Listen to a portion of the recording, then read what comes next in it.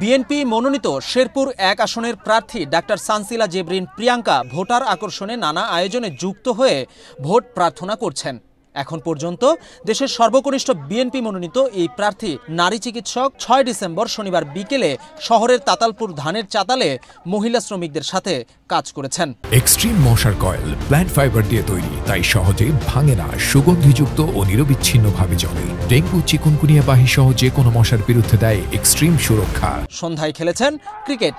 এর আগে মহিলা কুটির শিল্পীদের সাথে মেতে উঠেছিলেন সেলাইয়ের আনন্দে। ভোট চাইতে গিয়ে করেছেন রান্না। এসব নানা ভিডিও ছড়িয়ে যাচ্ছে সামাজিক যোগাযোগ মাধ্যমে। এ নিয়ে ভোটারদের আগ্রহ যেমন বাড়ছে, তেমনি মিশ্র প্রতিক্রিয়াও হচ্ছে।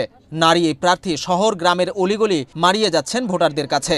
প্রতিদিন ভোর, সকাল, বিকাল ও রাতে হেঁটে যাচ্ছেন ভোটার, বিশেষ করে নারীদের কাছে।